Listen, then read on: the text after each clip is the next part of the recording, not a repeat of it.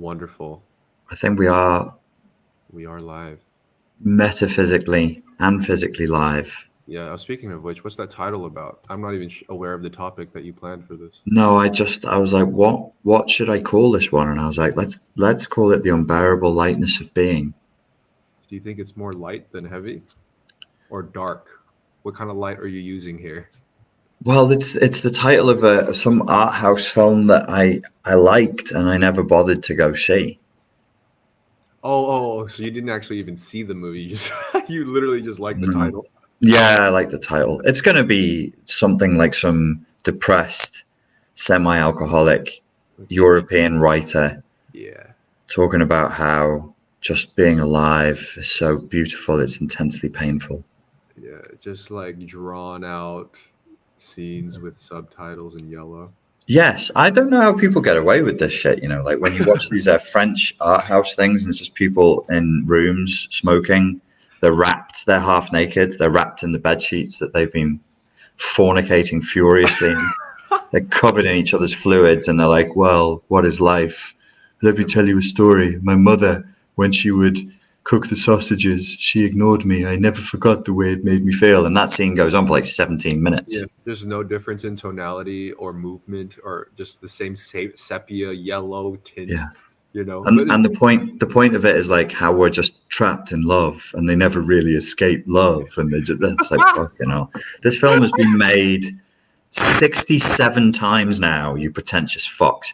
But it's guaranteed a little clap clap from the critics crowd. exactly. It's like if we wanted to make a movie now, the best Yeah, thing we could do is some horrendous horror movie because you'd be yeah. guaranteed return on investment. Right. You know what's interesting is like the same people that love that pretentious stuff, they're operating in the same mode as somebody that's doing cheap YouTube content that they know will get validation. The Yes. same Yeah. pattern. It's just Yeah. different medium. Yeah. Well, I mean, and it makes sense, right? That's capitalism. You want your return on investment, which is why you keep doubling down on Marvel's Avenger movies and Right. reboots. Why we got so many Yeah. reboots? It's the guaranteed return on investment. There is a viral young person's, by young person I mean you, YouTube channel that I follow called 42, and he just Okay. did a video the other day about the fact that clickbait titles are spiking now on YouTube. Like, what do you mean? Like, has it Uh, always? no, there's always been clickbait, but now everybody's doing clickbait. Okay. Yeah. That Yeah, makes sense. the battle for people's attention is reaching like a fever pitch. Just because there's more houses on the land, there's more real estate taken up now. So the battle for people's attention's become, and you've got like old hands like me whinging about the fact that the viewership is going down because 4 years ago, 5 years ago, you just have such an easy ride and so little competition, and now it's much more intense. So clickbait Right. is now the new thing. Yeah, I heard there was a bunch of like backlash against. There was like even like Facebook was working on improving the algorithm so clickbait titles wouldn't get so much attention. I don't know about YouTube so much, Yeah, but there was a movement for like I mean in internet time I guess like 3 months, which seems like 2 years, but yeah. No, there's it's. I think there is a movement generally towards that, and I think because we've discussed this at length. Our primary basis of when we first started communicating was as YouTubers. yeah, Obviously, we started hanging out because we like each other and the sex was great. of course we all know I that. just, I just want to put that out there. I want to keep saying stuff on Tentacle Question that drives people fucking crazy because I know I can do it here. And if they ever question me, I'll be like, "That's not Spartan Life Coach, motherfuckers. I don't have to be a good boy on I Tentacle Croissant." actually I actually had a thought when I was making my espresso coffee for my Nespresso machine by just putting a pod in and clicking a button. God damn, I love the age we live in. It's But good stuff. It's really good coffee as well. delicious, and it's perfect Yeah. every fucking time. We It's sound like an advert right now. capitalism. I know I was gonna say I'm totally advertising the shit, Ruin but it. You have to say something stupid now to ruin it. And then I pissed in my pod and I drank that and it was even more delicious. Yeah. so I was thinking like, okay, so say if both of us just we just get the perfect deal, right place at the right time, and then we're fucking in headlines, or one of us hosts a talk show, or one of us becomes a famous porn star, right?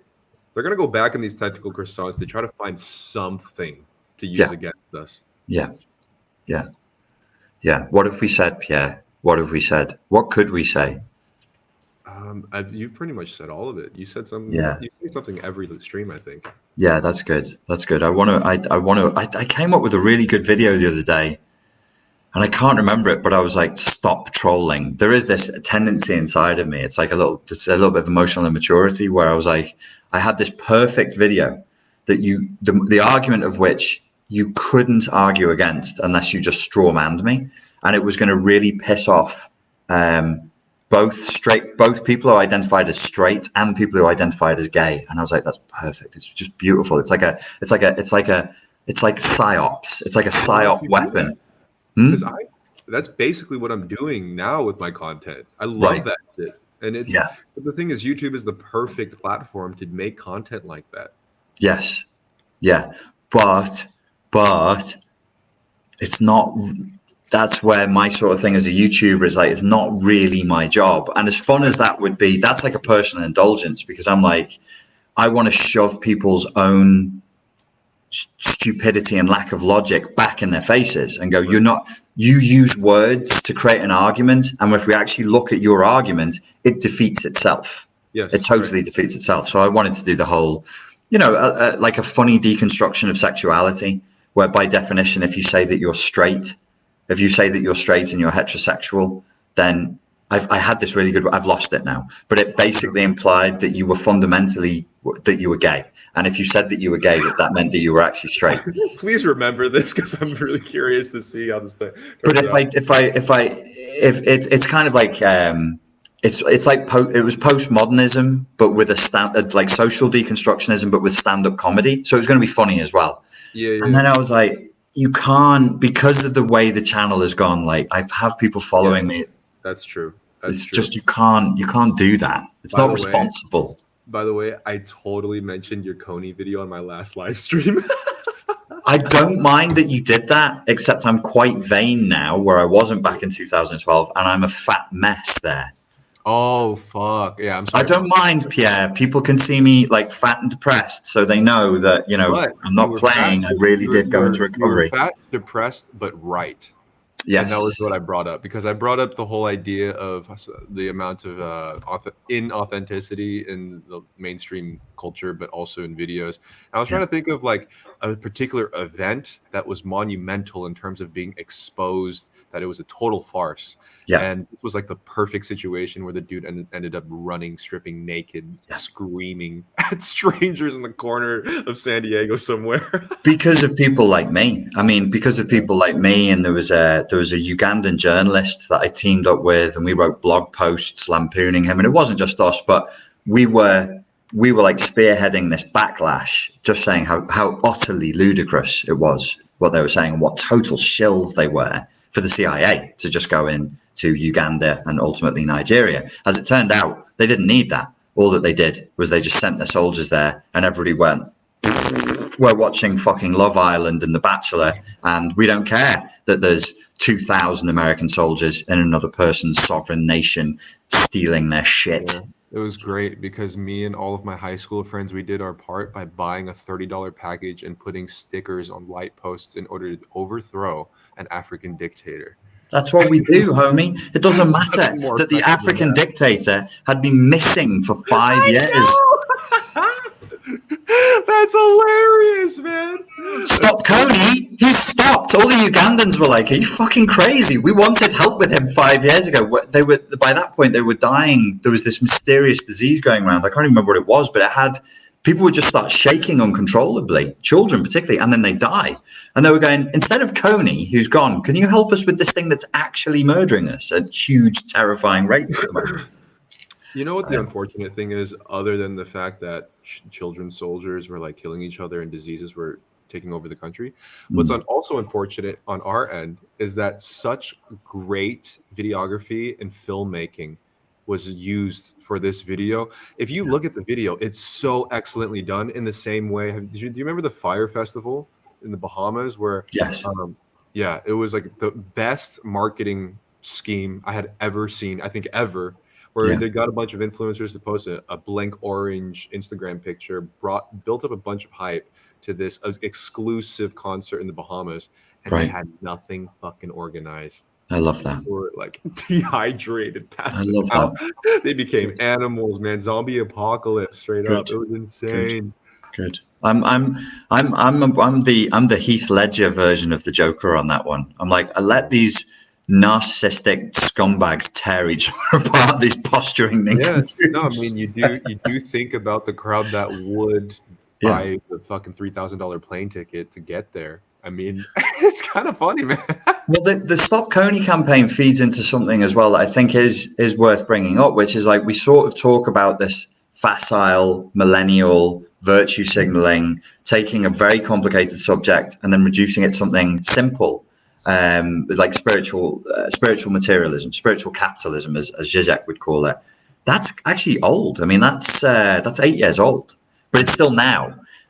But we have this tendency to go, oh, it's now. It's like it's only been here since however long, 4 or 5 years. No, actually, we were facing these problems in 2009, 2010.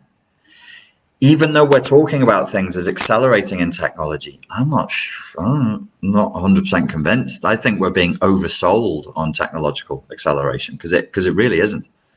Yeah, yeah, yeah. I think it's just now it's so accessible to the point where your neighbors are already a part of the situation. Where even the Yes. internet 10 years ago, it was still there and it was still integrated to a certain degree, but now it's just like if you are not even partly associated with the internet, you are literally living in a different world. Your Yeah. reality in every way possible is so different from the general populace.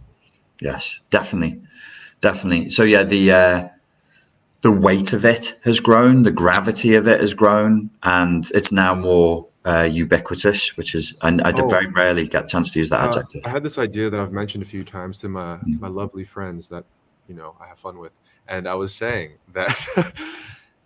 So what's interesting? So oftentimes I'll hang out with people that are generally more introverted, and they have nothing to do with the influencer world, or even just barely, because it's oftentimes hard to find a so-called influencer that it doesn't have their head in the clouds in that sense. Not saying Mhm. that I don't, but they'll mention Aquarius.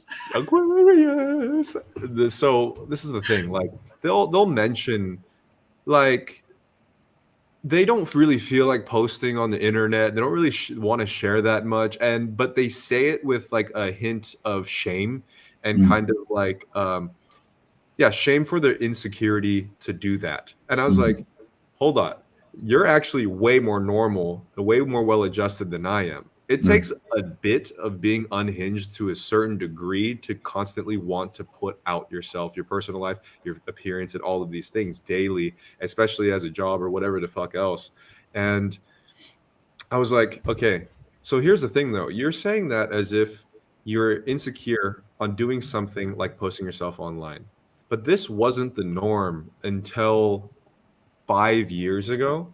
yeah, It was you didn't even post your name on a forum. You didn't that's post your true. name. You didn't even upload your real picture. You Yeah, didn't even really want to share your actual opinions online at yeah. all. So I was saying to them like, hey, you're probably way more well adjusted to the fact that you feel like uncomfortable with posting stuff online and You should sharing. be ashamed of posting stuff narcissistically and superficially every day. That's where you should feel ashamed. You shouldn't feel ashamed Right. for not doing it. That's Exactly. crazy. But we've shifted the whole mainstream dialogue where Mm, it's the norm yeah, to unshamefully post yourself yes, narcissistically to the yeah. point where the average person who doesn't feel comfortable with that feels a sense of shame for being a regular person.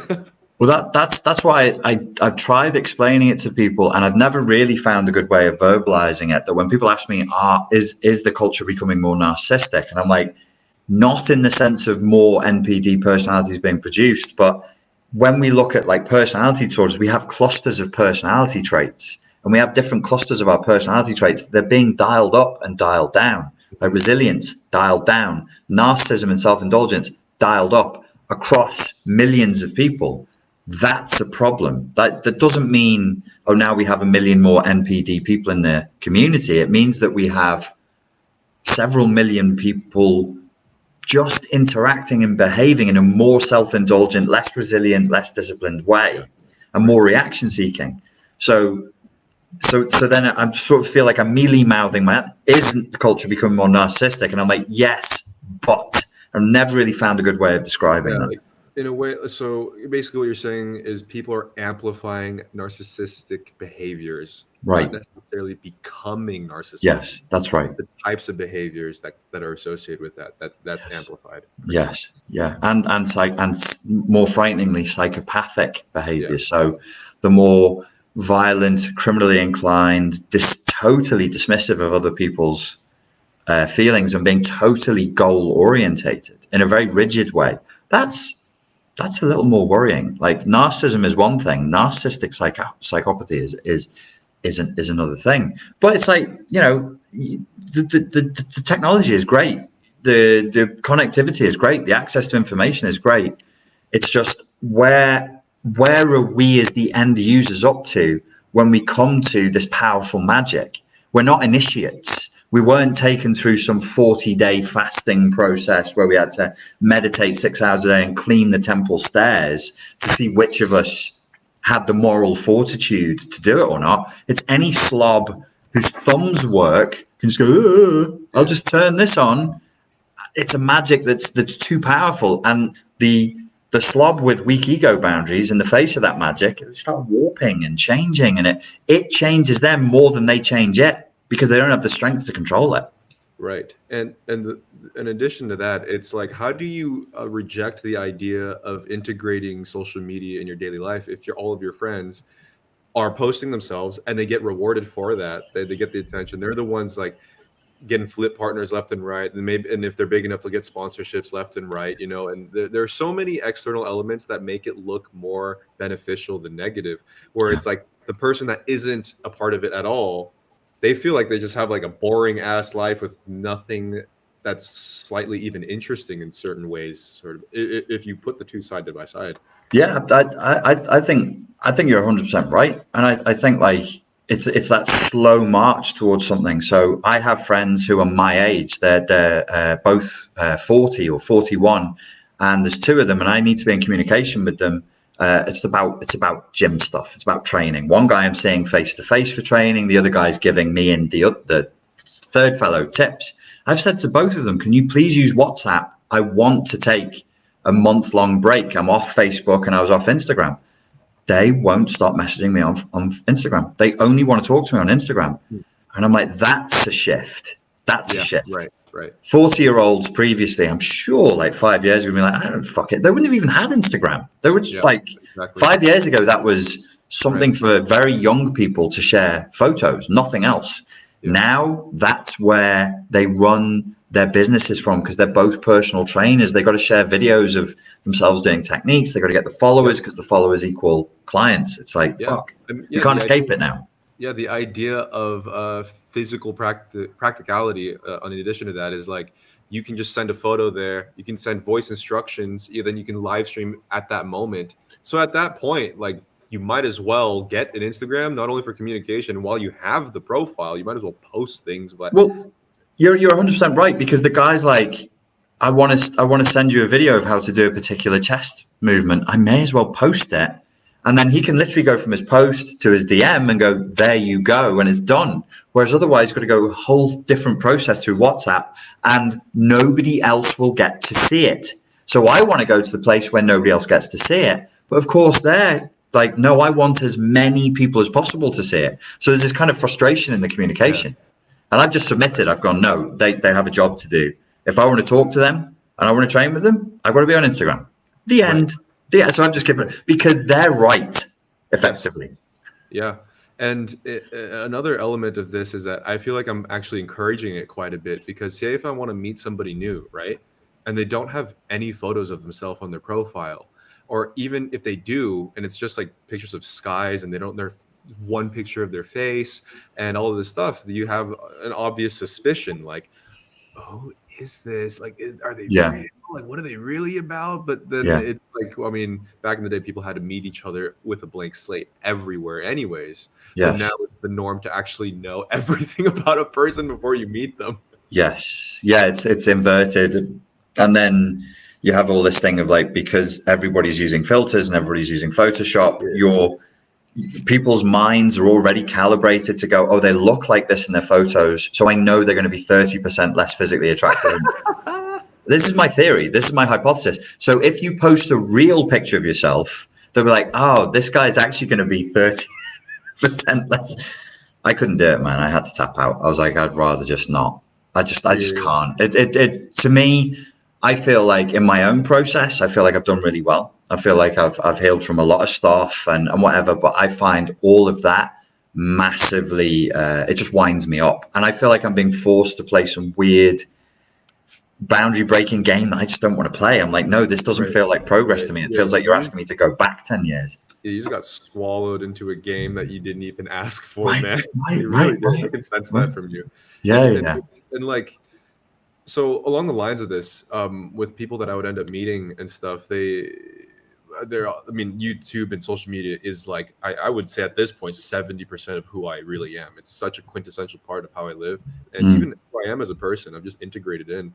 And they would always like the last conversations, they would mention like, I was thinking of maybe starting a YouTube channel because I would, but I don't really feel comfortable with it. I don't really like it. And I used to encourage like, you should just put yourself out there and just do it. Like, mm, what's stopping you? And now I'm like, if you don't feel comfortable with that idea, just mm. don't do it. It's Yeah, not made for everybody, but the world that we live in makes it seem like everybody should, and this is the route that everybody should take, even if right. it's not your personality. And at this point, I'm like, you know what? If it's not, if these values don't align with you, if you're not comfortable putting your face on a screen, sharing your opinion that way, open to ridicule, and all of the other elements that come with it, then just don't even do it. Don't do it. Yes. Yeah, yeah, yeah. No, I think, which I think is the right thing to say, and it does make me wonder. It's the old question. It's now an old question because it's been bandied around for so long. Is it intrinsically poisonous? Is it intrinsically toxic? And is Yeah. it just a question of how resilient we are to that toxicity? Right. I don't know the answer to that. Are cheeseburgers toxic? Yes. Okay. Well, then we settled that. All right. What about, okay, a better example? What about vegetarianism, right? Or Mm, veganism? It's mm, supposed to be healthy. It's supposed to be good for you. And it is for certain people if you do it right. But for some bodies, it just doesn't work well. And if it yeah. does work well, you have to put extra effort in a point where you actually end up actually suffering more in a lot of other ways. Yes. Yeah. I mean, the vegetarianism issue, I would say, like with the cheeseburgers, we know that the stuff in the cheeseburger making process that probably really isn't good for you. Yeah. Vegetarianism, I don't know, man. I've seen Look, science that says it's fine, and then I've yeah. seen other science that says you definitely need to be eating meat. I actually think it's a very good parallel with the social media, vegetarianism and social Mm, media, because on paper, it's supposed mm. to improve all elements of our lives in a lot Right. of ways. But, but, but, who really knows exactly? Yeah. Yeah, yeah, yeah. How would you know? Because I think one of the things if you use that metaphor from nutrition, one of the things a lot of the experts in nutrition are saying now is they're actually admitting it. There's actually a hell of a lot that we don't know how nutrition works. So Mhm. if I give you my protocol for food that makes me feel good and that works for me, it may not be good for you at all. Not at Exactly. all. Yeah, but then Uh, but then when you have that be such a trendy uh dietary thing that's just floating everywhere and everybody the good majority of people are talking so positively of it, you can't help to be like, well, I guess they're right. It should work for me too if it works for everyone else, sort of a thing. mm, And I've met so many people who are like, 3 months in, I couldn't even walk. My arms start falling off. I need yeah, to get like a steak in. Otherwise, I went to the doctor a few times. You yeah. know, Yeah, yeah. I strongly suspect that I wouldn't do very well on it. I strongly, but the thing is to try it, right? I want to try a month of this carnivore diet, and then after that, I'll try a month of the old vegetarian thing, maybe, and just see what happens. Yeah, I tried vegetarian. It wasn't even it would be pescatarian. I just ate cans of tuna because I was broke too, and there was a. Mm-hmm. But I didn't. I stayed away from all the other forms of meat and dairy. So in a way, I was almost vegan, but there were some there were some benefits, but I was really tired all the Right. fucking time and hungry every hour. But my skin started looking a lot better, and Mm. that's pretty much my benefit with that. We talked about this before. What if the beneficial element of, for example, this diet and a lot of other types of things in general were just a result of applying some sort of rigid routine discipline in your life, and it wasn't even that much of the food as it was feeling good about being in a structured format. I always say that to people about intermittent fasting, because I use intermittent fasting if I'm trying to cut a little bit, and it always works for me. And people are like, oh, so you believe that you're burning more fat or that you're producing more growth hormone? And I'm like, well, when you look at the science for that, and if the scientific paper says that the amount burnt or the growth hormone is significant, that doesn't mean what it means when we're talking. Like, so if I say, oh, I was making significantly more money, you'd be like, oh, the dude was making like 30 to 50% more. But in science and statistics, it just means like blip, oh, positive, significant. So I don't do it for that. I do it for the reason you just gave. It's a structure. I just use it as a structure. So I think there's definitely something to that. I think there's also something to, and one of Joe Rogan's guests said this about the carnivore diet. It's an elimination diet because you're cutting out so many different things other than meat. So if you Yeah. find you're no longer depressed, no longer anxious, your skin issues clear up, any sexual performance issues, whatever it is, that's because you've eliminated something. So it's actually like an anti-allergen or anti-inflammation diet, but we're calling it the carnivore diet or the vegetarian diet. So from that point, there's a couple of things there that I would say, yeah, there's definitely going to be those elements to it. So it doesn't matter what exactly you're cutting out as long as you're cutting out something.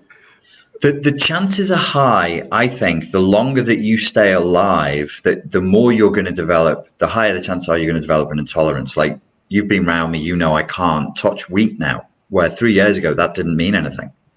This is so far fetched right now, but I'm really reaching for this idea. Okay, so what if the fact that applying some sort of discipline by excluding something that you usually do, whether that be sex, food, drugs, for if you want to go that extreme, certain behaviors or whatever else, because when you reject, for example, meat and you say I can't eat it, it gives you a sort like a serotonin boost because it makes you feel like, oh, I did it, I'm disciplined, like I did it.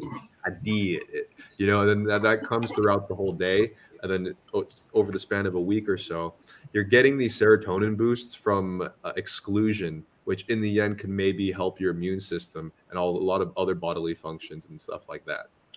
And then maybe from there, you become happier, better, and feel more rounded off because of the dopamine you're getting from excluding stuff. Yeah, there's almost. I mean, what you're talking about would be you could almost call it like a narcissistic supply, but it's solipsistic. You're telling yourself, I'm amazing," and you Okay. reinforce that. I Yeah. think when they talk about nutrition and they're talking about, there's a word for it that means that the client is actually sustaining the discipline. When it comes to things like accountability, sticking to the diet, that narcissistic, solipsistically sought narcissistic supply is really important. You've got to feel Right. like you're doing something good. You've got to be giving yourself a big green tick every day and going, I did well. Because if you put a cross there and you're like, oh, I did shit, then if your predisposition is towards using food to manage your state, you'd be like, I did shit today. I may as well eat pizza today because fuck me and fuck today. Whereas what you're talking about is the opposite, which you do need, which is like, I'm on a discipline, I'm doing this, I feel good, I'm looking better. You're on this high, you're on like a buzz. Yeah. Yeah. Because, I mean, the people that are in these restrictive lifestyles, they always talk about it all the time. Yeah. It's very hard to find somebody that does not pour out whatever. restrictive situation that they're putting themselves in, because here's the thing: if you're not getting the fulfillment, or let's say the dopamine hits from just straight up low vibration activities, if you're flipping all day and eating like junk food and stuff, it's like you gotta we're I think I'm almost convinced we do need reward system as humans. It's really hard to break out of that, and if you want to restrict yourself, you still need to fulfill that in one way. Well, we talked about on Spartan Life Coach on one of the interviews piety and this idea of being pious, like you're following a discipline, you're following a religious discipline, and that makes you pious. People have a need for that. They do have a need to feel pure, to feel like they're moving in a certain direction. This 30-day challenge that I'm running at the moment to help people overcome CPTSD and codependency, that's a lot about what's your direction, what are your core values, and are you moving in that direction? Based on the hypothesis that if people know what their values are and they know what direction they're moving in, then the discipline is secondary and becomes totally easy. They're like, oh, I'm looking at this value I have, the direction moving in, the discipline of whatever it is I'm doing every day. That's just part of me moving towards this higher goal. But yeah, I think we do need piety. Speaking of discipline, I think we need a moderator in the chat room. Oh, okay. Have we got craziness? UG Rose is here. Can we make her a moderator? Yeah, measure twice and UG would be good. So yeah. Let me get this link. View on YouTube. I think in YouTube we can make people moderators. Do we have foolishness going on in our chat? I don't even know. I think an individual looks like he's talking to himself or something. But other than there's a guy pretending to be HG Tudor, and it isn't. HG Tudor is an expert on narcissism. He talks on YouTube. Okay, interesting. And so I'm going to make UG Rose. Oh, I can't. UG Rose, I can't make you a moderator. Pierre, do you have that power? Okay. Can you go on a monologue while I do this then? Yes. You know what I think is really beautiful? What I think is beautiful is when you let your chakras align with that which is. Stop laughing. In the cosmos. It's beautiful. Just express your intent into reality, and reality will give you a big fucking yacht. Because that's what reality is for. The law of attraction is really the law of Amazon. Whatever you want will be brought to your fucking house. You know what's annoying about the law of attraction? It's everything. Everything, but also the fact that it's kind of true. Because I'm very, very skeptical with it. But there are times where I'm like, when I'm not reaching my bitter phase and I like accept all of the other shit. Hold on. Okay. I had to like log out and come back. Anyways, so then when I'm actually in a better place and whatever else, and I live, the external world starts shifting towards my attitude at the moment, and I think that's super annoying because I don't want to believe that, because it's just but that's not law of attraction. That would be more like when I did that video, I said I was somewhere in between and then in a weirder space. There is the American New Thought movement, which would account for that. What the law of attraction people do and what books and films like The Secret capitalized on was the most simplistic, stupid interpretation of that. And they literally said in their marketing material, you can have whatever you want just by thinking about it. The American New Thought movement wasn't that. It was never that. It was always about work. It was always about aligning your work with your faith. And then over time, if your thoughts, words, and deeds aligned with the intent, then you were increasing the likelihood of that thing coming into your life. And it was beyond Western mechanistic, like, oh, your subconscious is just aligned to it, so you're hypnotizing yourself into doing it. It was way beyond that, but it wasn't. The law of attraction is stupid. Yeah, I guess that's the message that the law of attraction specifically was promoting, was like, don't do shit, but just think about it a lot. Well, and also attraction implies that you are a thing and that you're bringing things to you. That's what attraction is. It's a steel filings and a magnet, a thing with a thing. So it's intrinsically material.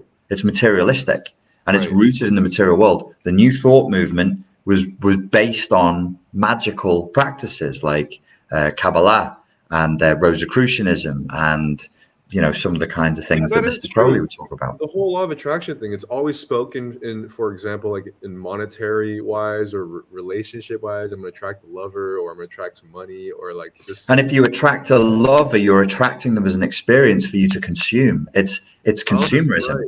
It's Yeah. consumerism and capitalism. So if I was going to teach a magical system, you'd do your 40 days of initiation and I'd take on 100 people and I'd keep 4 because 96 people would just be too egotistical to be able. It's not that they wouldn't be able to manifest things, they would, but what they would manifest would be fucked up and would generate a lot of very dark karma because you've got to clean. That's what an initiate is. That's what a disciple is. You've got to clean them up. I need to be cleaned up before I can start doing this work because who knows what. It's not that you can't manifest things. You absolutely can. But if the vessel is dirty and then you drink from it. Intention from the very beginning is coming Right. from a bad place. That's Whatever it. that you're going to want to manifest is going to not only fuck you up, but whatever you want to come into your life. Which means even if there's just a little bit of grit in the vessel, it's going to hurt you because it's like a golf drive. The tiny little change that you make up here becomes a huge change further down the fairway.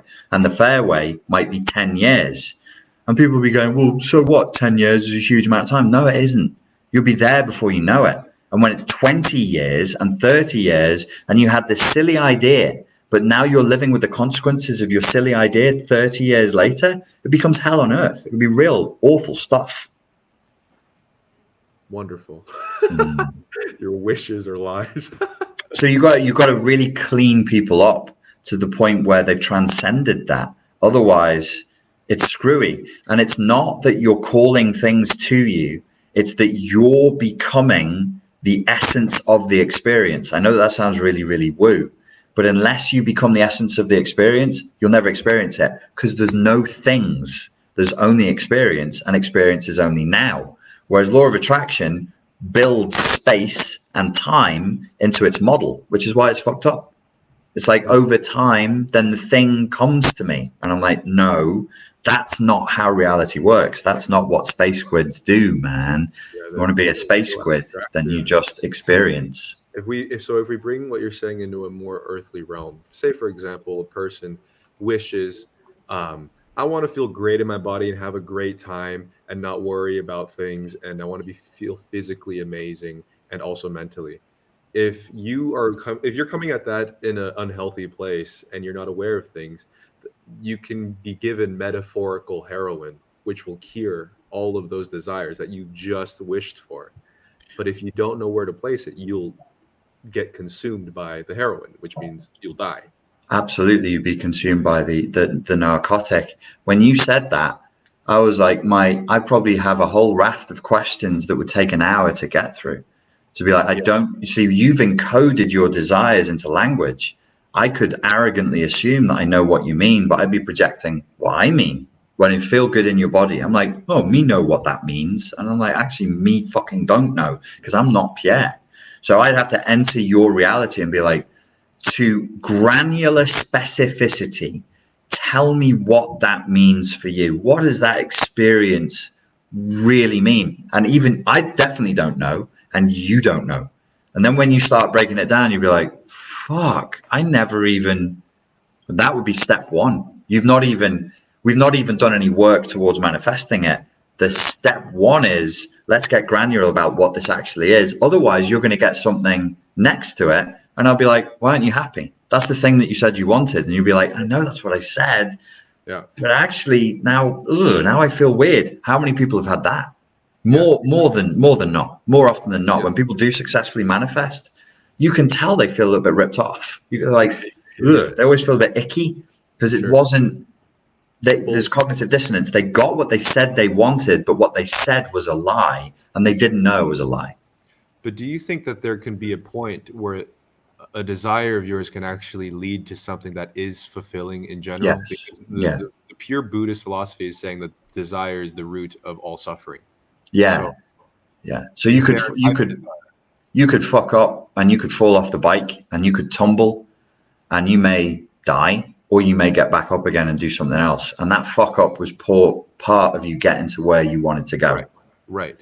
And Yes. I suspect that that's inevitable. But the further down that pathway of logic you go, the less comfortable you find yourself, because you'll find all desires just get scrubbed away.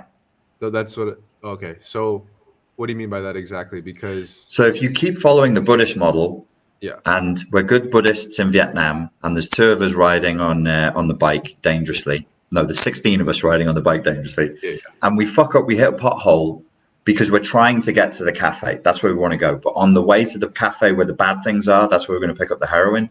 We fall off and we tumble. We maybe get back on the bike and try again. The more often you do that, the more often either you're going to die, or you're eventually going to get to the cafe, or you're going to say, I don't want to fucking go on this bike anymore.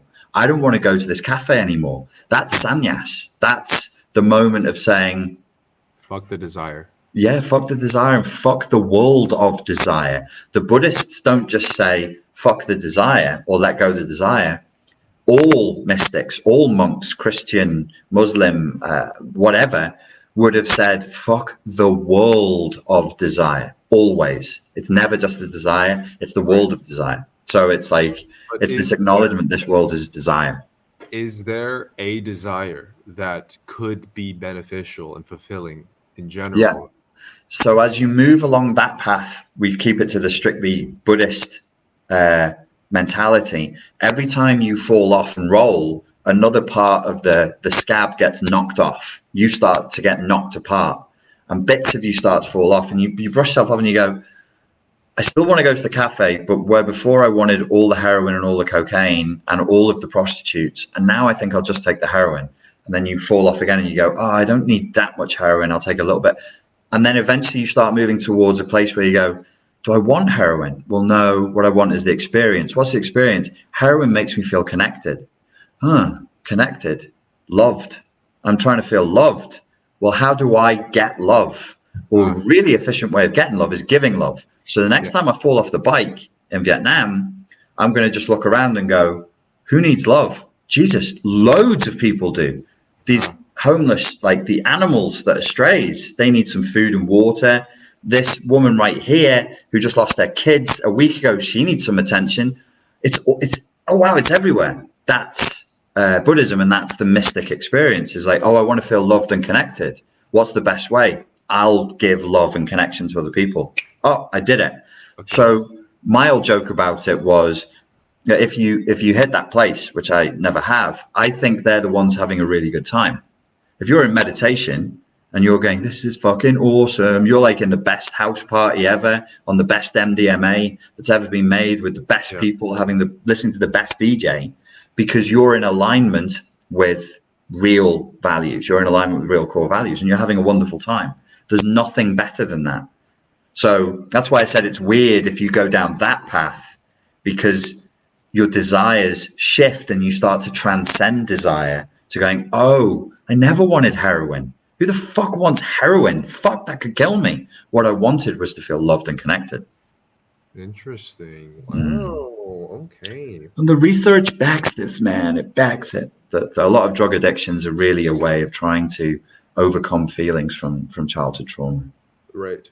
My idea is that, okay, I am aware that the desire thing is deeply rooted in, let's just say, suffering, and it doesn't really come from a place that will actually fulfill the void or whatever route like that. But I mean, isn't one of the interesting things about being a human being is chasing some sort of desire and experiencing those things until at least you're bored?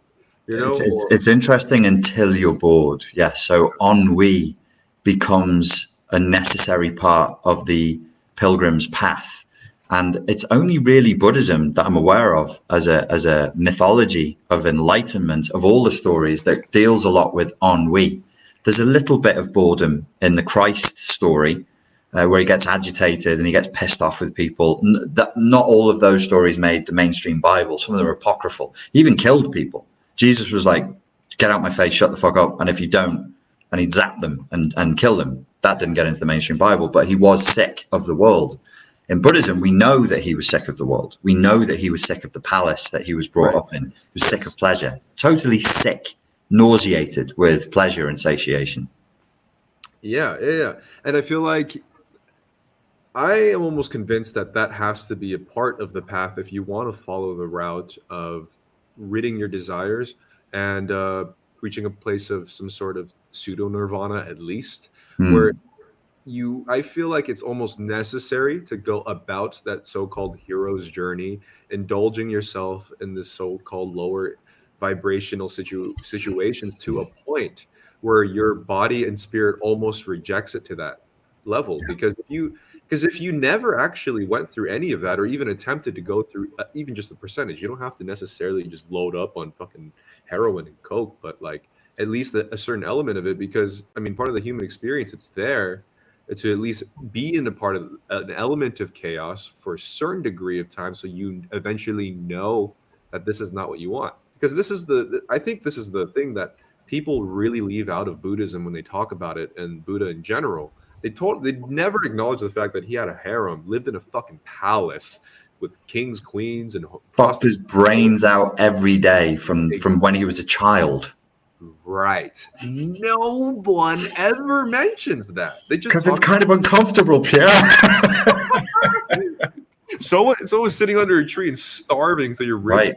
coming out of your abdomen, you Yep. know? Yep. But what if this was just like Buddha just like compensating for his own shit, dude? Well, this is a new idea. What do you think of this? Isn't it frequently the case that like what you're talking about is transcendence? Like you have to live it to reject it. Don't tell me you're rejecting.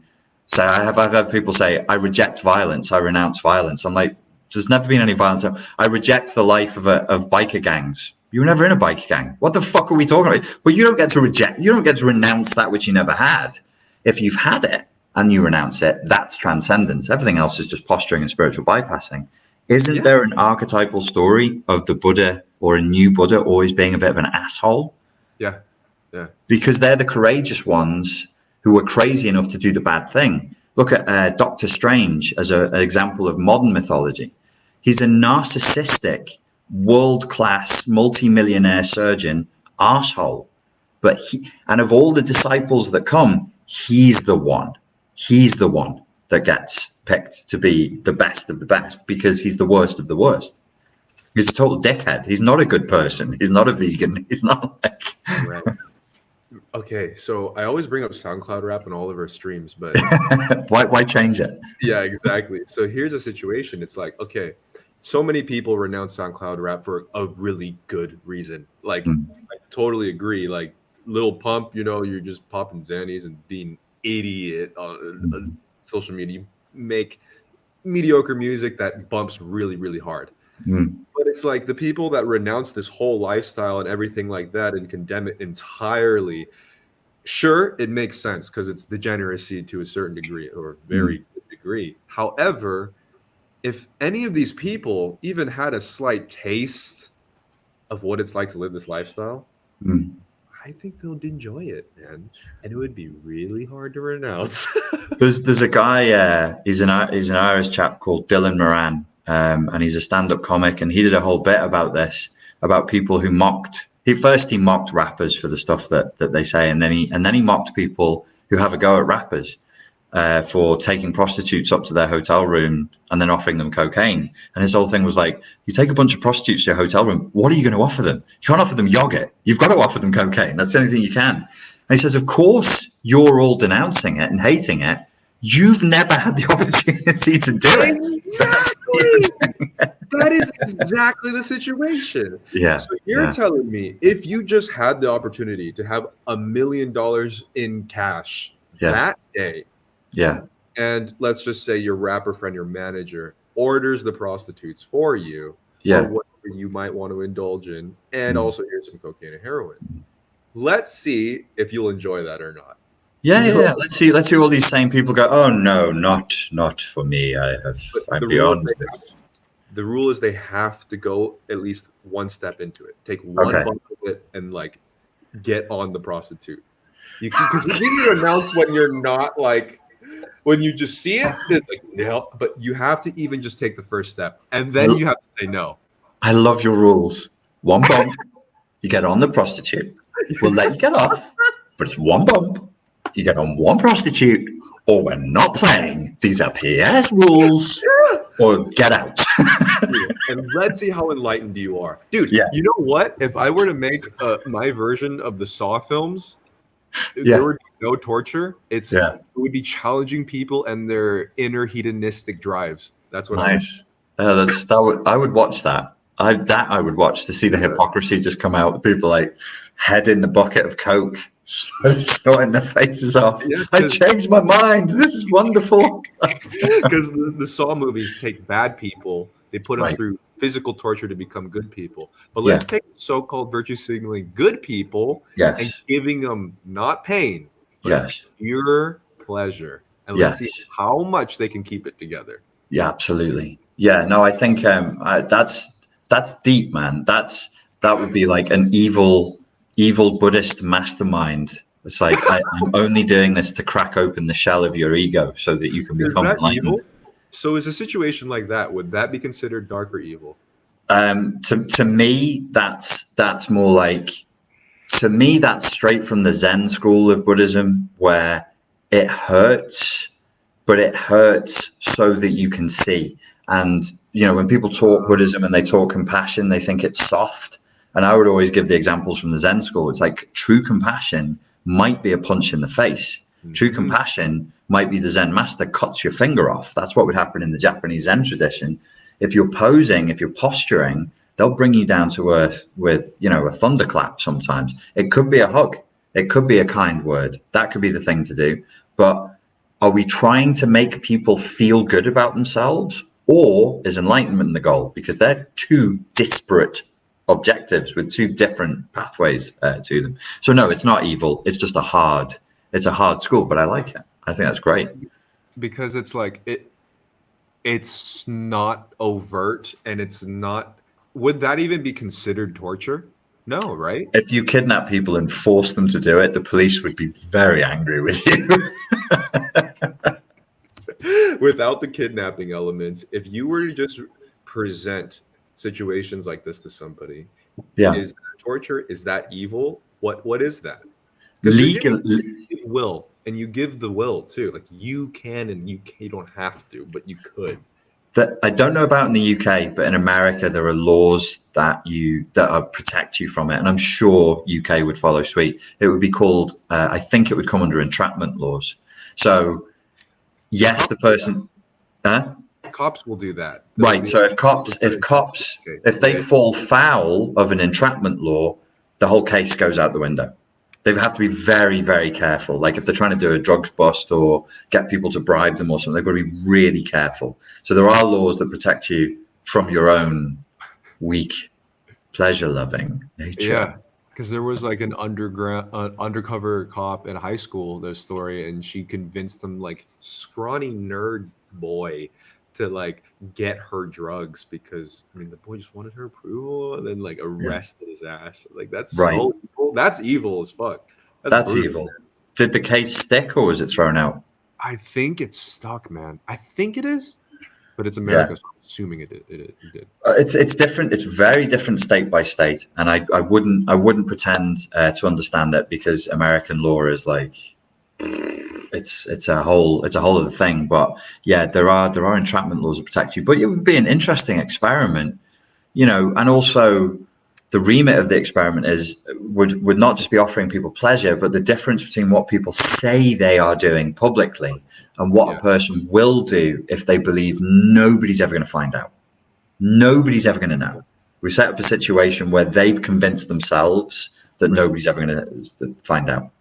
So I'll talk to my friends out here, right? And they are generally just way more so-called normal, especially normal looking than I am, right? But they're telling me the parties that they have and the places that they've end up in, talking about like swinger parties, like orgies, like people like just throwing powder all over the place, a secret club down the street, and I'm like, what the fuck? And then there's like, yeah, we have like a lot of businessmen and like nurses and like lawyers and so-called well-to-do people that you would see at 7 a.m. in the morning walking down the street, right? Yeah. And these are the people that go generally to these places, not so much people like me, perhaps too, but like for me, I look at that as debauchery, man. I Yeah. that does not entice me in that way at all. But it's rather, Why does that not entice you? I don't know, man. It makes me feel weird It for makes me feel really, really weird. It makes me feel really, really weird. But I consider myself a fairly liberal and liberated person. But when yes, people start talking about that, I feel uncomfortable and pressured, and that's not my idea of a good time. I'm just yeah, like, it's too. Zizek would probably be able to explain this way better than me. There's something too now. This is what I always said about snorting coke, and I've told you this before. When I used to snort coke, I enjoyed secretly going into a bathroom when I was a nightclub bouncer and put my foot against the door in like a Bikram pose with the bag and my foot on the door in a perfect balance, listening to see if other door would come. That's when I enjoyed it. When I elevated in my life to being able to just snort it around the table, I was like, I am not as high. I'm definitely not getting as high as when this was some dirty little secret. Now that it's all out there, I'm yeah, like, fuck it. I don't, yeah. Speak. it's lost its edge now. That's crazy. I can't believe you just said that on a live stream. But so that is along the lines of my theory on the situation. That's not even a fucking theory. I think everyone knows this. It's the idea of repressing all of that. Yeah, I don't think I'm a very repressed person. I throw it all out there to a certain degree that everyone knows shit that they probably shouldn't about me. I don't yeah, feel like I have to hide anything. I feel like I don't have to cover so much of what I really like and what I really want. So in that element of a private life or flip life or whatever you want to call it, I don't feel the need that I need to like get out this weird insidious lustful yeah, debaucherous thing yeah. to There's something always a bit childish and sort of infantile about all that as well. I'm like, it's just, who are these people? Now I'm in a room with a bunch of strangers and everybody's expecting sex and debauchery. Well, sad seems a bit pointless. But when I started reflecting along those lines, this is years ago because I had a girlfriend who was interested in that and I just refused to go with it. I realized my modality for enjoyment is actually quite limited. And I think everybody's is. yeah. It's more limited than we would want to admit. Like the way in, it's not, this is the Zizek point. It's not just that culture teaches you what to desire, it teaches you how to desire. So we all have a method of enjoying, and you almost have to have that Hmm. entrained into you. Otherwise, there isn't the pleasure there. What is that method, do you think? It's simple. We are all essentially perverts, or we are nothing at all. If you don't have Freud said this. Freud was the most liberal statement Freud ever made. He said that when he made the study that sexual perversion was so ubiquitous amongst human beings that there's no point calling it perversion, just call it human Oh yeah, sexuality. we know this. Yeah, Zizek said, when it comes to sex, I mean, this would apply to drugs or any pleasure.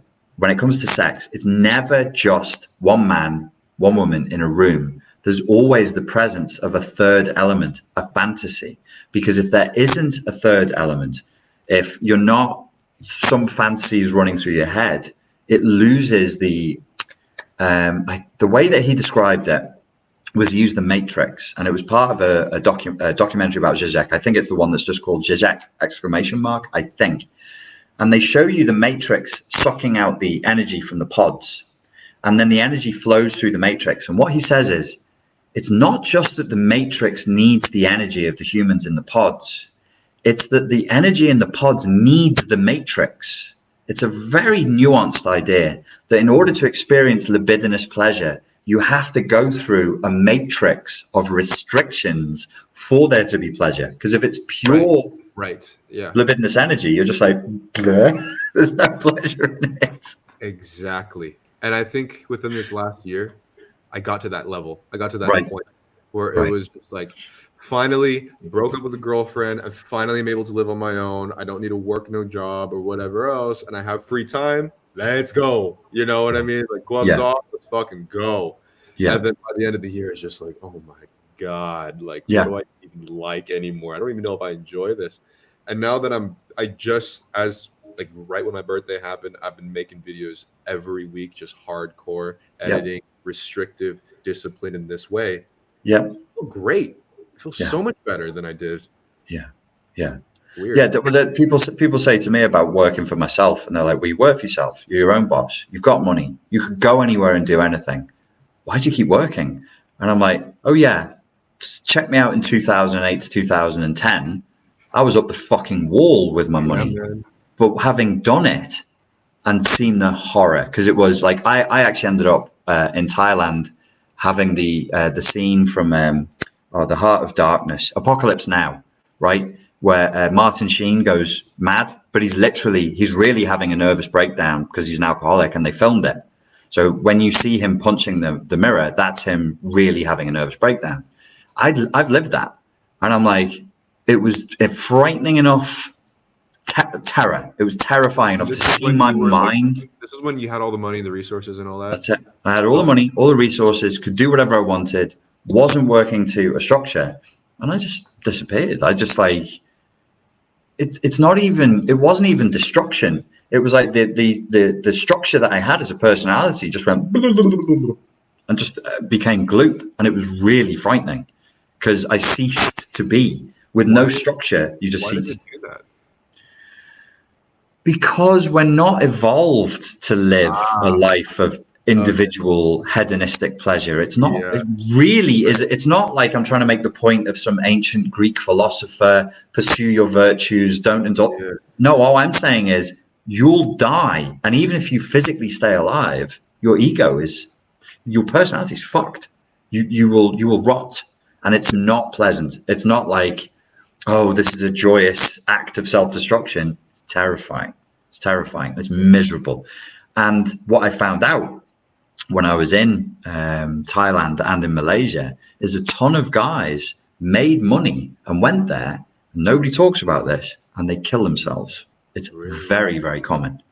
Very, very common. Fucking hell, Yeah, man. for guys to go there, Americans and Brits, Germans, whatever, got money, made it in the West, and they go there, they go to Bali, they go to Thailand, they go to Malaysia, they party, party, party, 6 months in, and they just jump out of a hotel room. Ooh, Very that's common. Yeah, Jesus. man. Yeah, Yeah, I guess you're totally right. Because if you're a human being, isn't evolved to do that. Because if you we were built to be in a community, and if you don't hold up your responsibility, you will die. And we're yeah, programmed to have a role, a clear, yeah. concise role there. That if you leave that community, the whole community suffers, and so will you. Yes. But Yeah. now we can be so separated from all of that that our body and head doesn't even know what to do with itself. No, and it creates huge depression, huge anxiety because the story you're living is, I made it. This is the best thing imaginable, and it's hell. Hmm. I fought to make this money and to get here, and now I'm in hell. This is awful. This is horrendous. And you just think, well, suicide's the only way out. And I think that this is actually a situation where desire comes in handy, to have a chase for something, but I mean, not necessarily pleasure, but at least like a goal in one way or another. I mean, that is a type of desire too. And Mhm. having that, even now in my life, it's just allowed me to structure myself because there's a reason for that still. Yeah, yeah. And that's where the place that I got to when I was over there. Thankfully, I did actually get some help. I met like the Sufi master who helped me, even though I'm not Muslim. And I told him I've got no intention of converting. He said, "I'll still help you. You're a good person. I'm going to help you." But it became very much about, what are you going to give?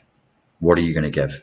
If you want out of where you're at, you've got to start asking, what are you going to give people? And the more I gave people, the better it felt. The more sane I became, the more I lived inside of a discipline and was giving to people and contributing. That's how I climbed my way back out again. So now, because that was so frightening, unconsciously I'll just be like, okay, what's the next project? What's the next thing? How do I help? How do I offer assistance? Because there isn't anything else, man. There really isn't anything else.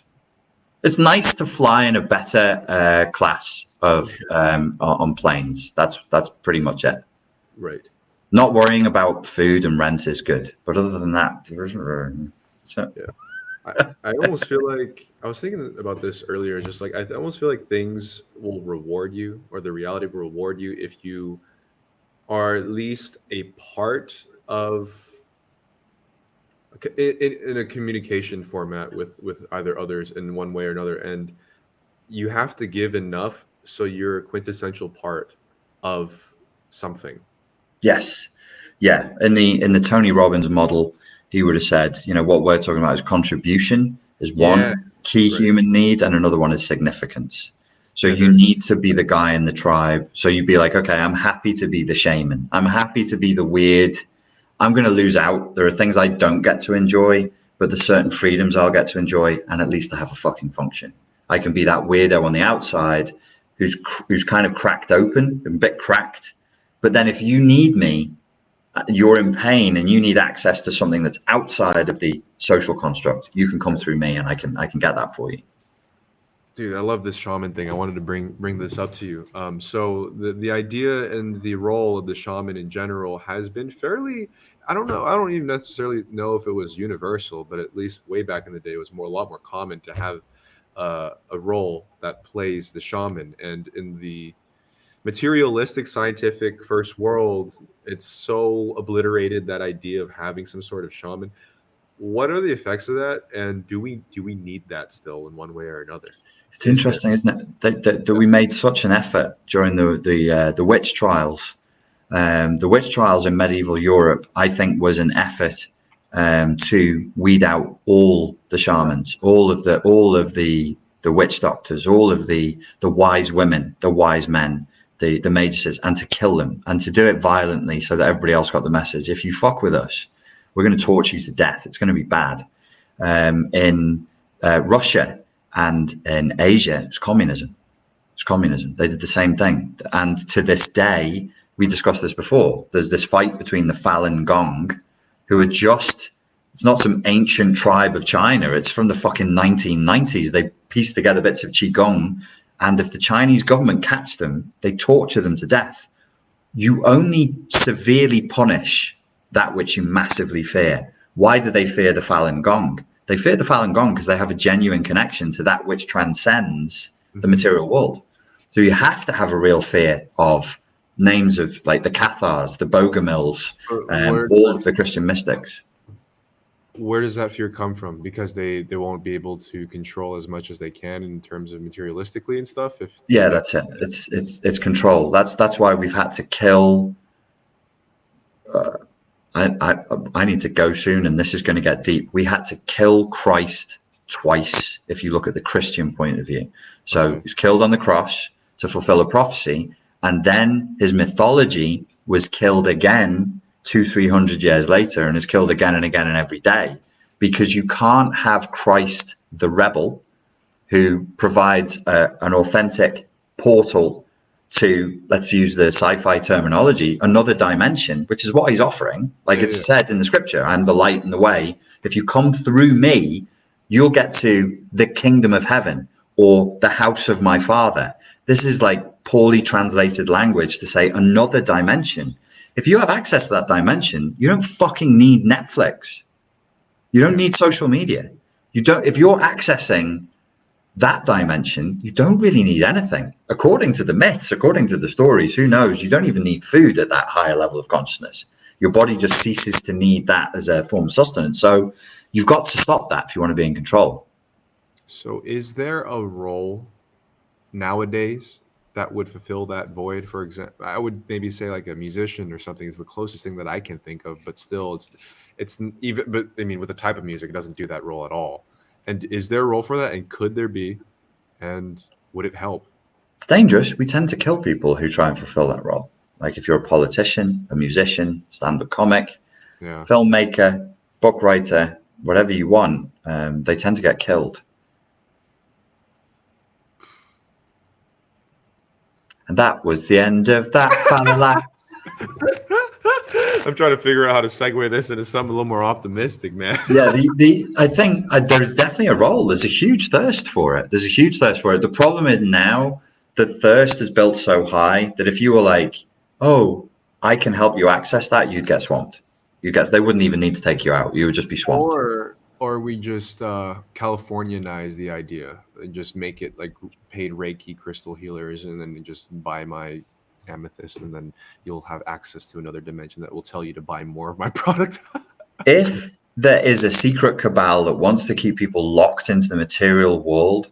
They must be delighted at the Californianization of spirituality because it's Or the maybe that perfect was their lock. mission. Those underworld powers were like, how do we skew people and mislead them? Oh, we'll just disguise it with these guys. Based on my study of other CIA psyops, I would say that there's a very strong argument that the New Age movement after the hippies, that was a problem because people were living it. They were going off grid. That we had to get rid of the hippies. So we went, rather than defy your, call it religion or ideology, let's change it. So now the hippies, where are the hippies now? Well, they're all good tax-paying people living in nice houses, big houses. They're Hmm. still doing Reiki. They're doing their yoga. But that's where the hippies are. I met. Well, you'll probably know some hippies in their 60s and 70s now. They got into the insurance gig and they're multimillionaires. Great. So you hook them back in. But when the hippies was a movement, they were frightened. The American government was genuinely frightened. Communism was on the rise, and there was going to be the death of capitalism. And people were like, hey, peace and love. Let's just take LSD and have sex with each other. Okay, it was a bad idea. I'm not for that, but it was a movement towards tuning in and dropping out. That's why Timothy Leary had to go to prison for so long. They had to send him away because he was saying, turn on to what? The other dimension. Tune in to what? The other dimension. Turn on, tune in, drop out. Drop out of what? Drop out the game. Don't pay taxes. Don't watch TV. Don't listen to the radio. Don't vote. Don't buy shit food. No, he's either got to die, we've got to put a bullet in his head, we've got to put him in prison for his whole life, which is what they did with Timothy. So do you think it was intentional that they were just like, hey, wait? So how did they even? How the fuck do you convert hippies to become accountants and shit? How did that happen? What a beautiful question, Pierre. What a beautiful, and it's actually not my area of expertise. I know that they did it, but I don't know how. Because remember, they were shooting hippies to death. The National Guard was killing hippies. They would just shoot them. Not all the time, but there was incidents where they just shot them. They were scared. They were shitting themselves. The civil rights movement was on the rise. They were really panicking. They were really, really panicking. So that's a beautiful question. How did they sell the hippies on the idea of materialism? They did a great job. I mean, on a somewhat lighter note, like one of the girls I dated had dreadlocks, right? And she was in this weird conundrum where she loved the hippie lifestyle and her parents were fully into it. They like toured and followed the Grateful Dead and did all the hippie things. And then she was trying to like adopt this identity that they had. And she would only listen to like Jim Morrison, Jimi Hendrix, and whatever else. But her dad was a politician who laid on the couch with his beer belly and spent 4 hours a day watching Fox 11 News non-stop. And I'm like, this same dude had long hair and followed the Grateful Dead around for years and years. And for some reason, he's watching Fox News for hours and hours daily. They've played a great game, and I don't know how they did it, but I applaud them because you've turned up to down and left to right. You're now truly the devil's cohorts. So well done, CIA. Well fucking done. I'm saying CIA. I'm being facetious. It's not. It's not the set. It's whoever, But we do have like that. We know that these kinds of things are deliberate and are deliberately done to control the population. So yeah, there is definitely a space, there's a thirst, there's a need for shamans, there's a need for people who can bring you back to the mystic experience, but it's a dangerous game to be playing right now. Very dangerous. I have to go as well. But with that being said, I want to take the shaman role, but most likely I'm going to become a news anchor for the alt-right and possibly get some investments. And let's say the prison, what's it called? The industrial prison complex type of thing. Yeah. My fingers in there. And I'm going to shave my head and then wear a tie in the next few years. You don't need to shave the head. You just do the Richard Spencer and you just shave the sides. Right. And they'll be like, oh my God, it's a fucking Nazi now. Oh, that's going to be a great place to be. Should we bow out? We should bow out, my friend. Well, it was good speaking to you. Always a pleasure chatting to you, sir. Ladies and gentlemen, thank you very much for your time and for your attention. And we will speak to you again, same time, same place next week. Bye. Peace and chicken grease. Cheerio.